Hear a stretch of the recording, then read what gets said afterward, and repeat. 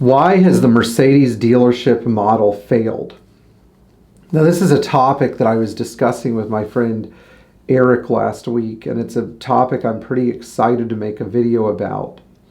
But all over the board, we see what we call this failing model of dealership service. And so I'm not talking about the side of the dealership that sells cars. I'm talking about the eroding trust the public has in sending their Mercedes to a Mercedes dealership. And we're going to talk about some of the reasons why Mercedes dealerships have pretty much shot themselves in the foot, and how you, if you're an independent repair shop owner, or you, if you're maintaining your own cars, can sort of use the dealership to your benefit, but also, some things to be cautious about if you ever have to go to a dealership. So the first thing that we're going to talk about with the dealer service model that has really shot them in the foot are unnecessarily high service costs. Dealers usually charge $260 an hour or more to service cars. These rates can be as high as $300 or $350 an hour. And what this is based on is that the car is going to come in and it needs to generate a certain amount of money while it's there. So we need to say something like the average 9-year-old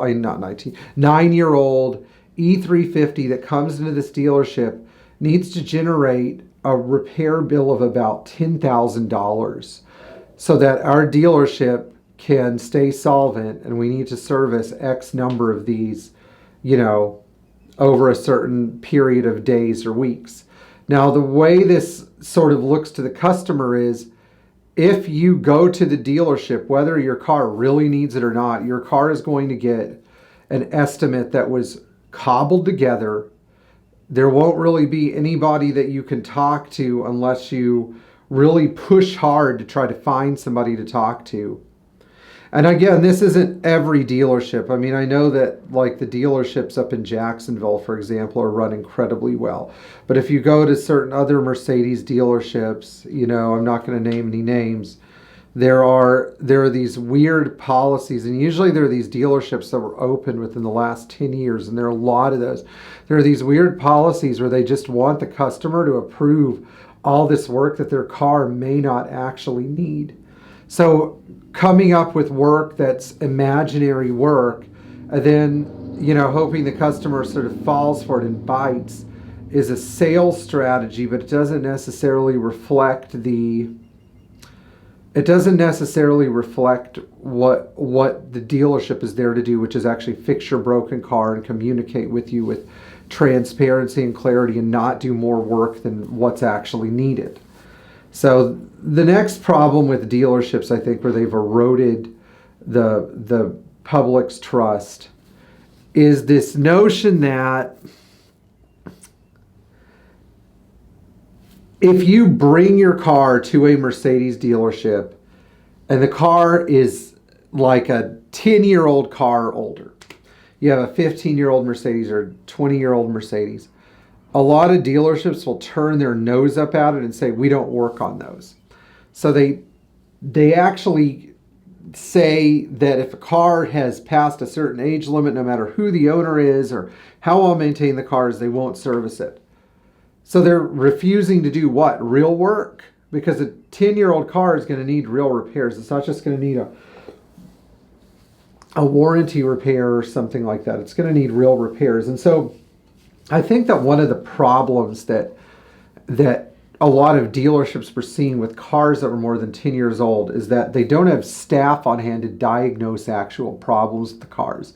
Second, as cars like this, modern cars especially, age and get more mileage on them, complex diagnostics become increasingly difficult. And when you have complex diagnostics, the car's sitting around for hours or days or weeks, taking up a spot that could be used to turn over money through oil changes or battery changes or coolant flushes or tire rotations or alignments. Why would you want this car to be sitting there just so you could do the customer the favor of diagnosing it? You're losing money if that spot is filled.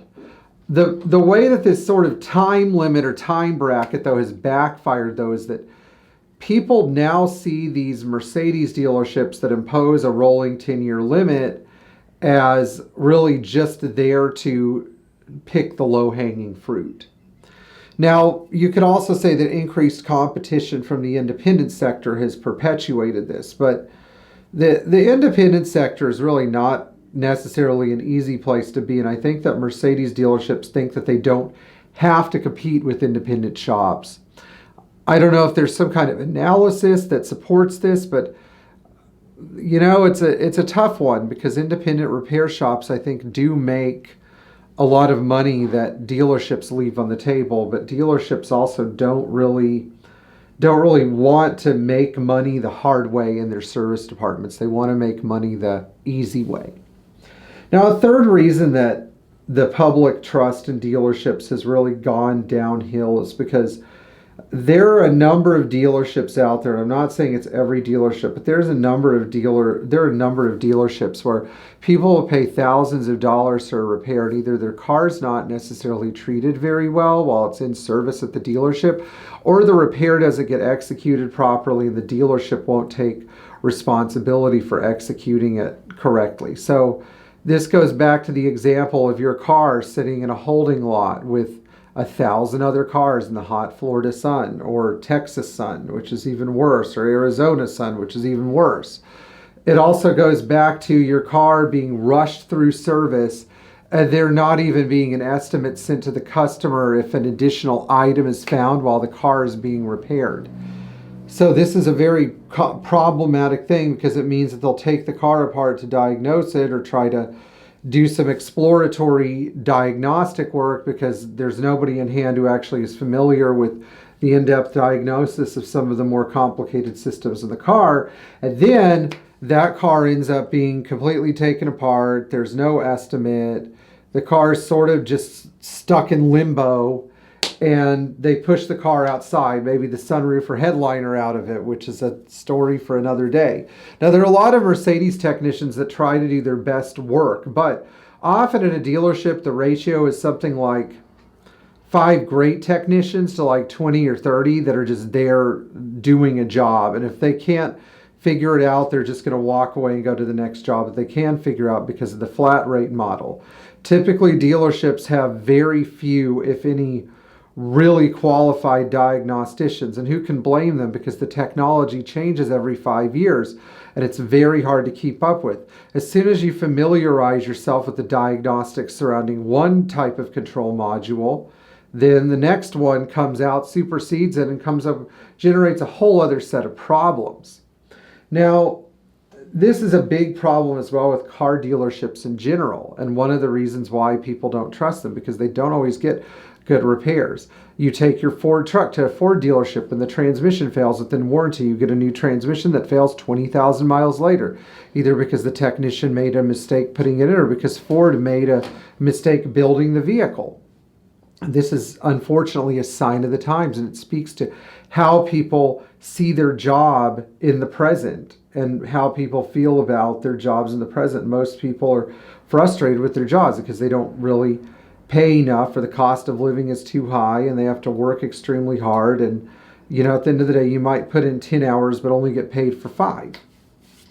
So the last reason we're going to talk about why people have more or less lost trust in Mercedes dealerships is because of the hidden fees that they often tack on to the prices of things. So an example of a hidden fee would be a convenience fee, or a service fee, or an environmental fee that wasn't disclosed to you when you brought your car in. I remember I had something like a shop equipment fee one time when I took my car in for an alignment that was like $70 that was not disclosed to me. It pushed the cost of the alignment that I got, which would have been $150, up to about $220. On top of that, they will often bill for extra time to do a job that is representative of the amount of time the car has been stored, parked, moved around, lifted, inspected in the workshop, but it isn't the actual time spent on the repair.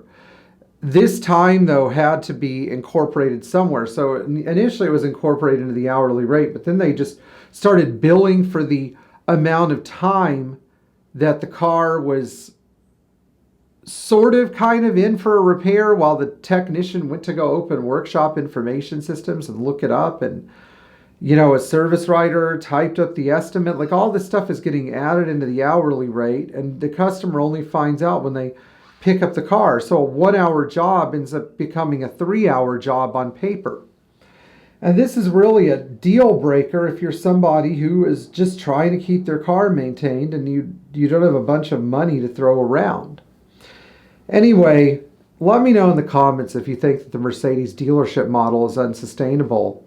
And if you've had any bad experiences at a Mercedes dealership and you feel comfortable sharing them, I'm sure that some of our other subscribers would like to read about them. In the meantime, please like, share, and subscribe for more great Mercedes content, and we'll talk in the future. Cool.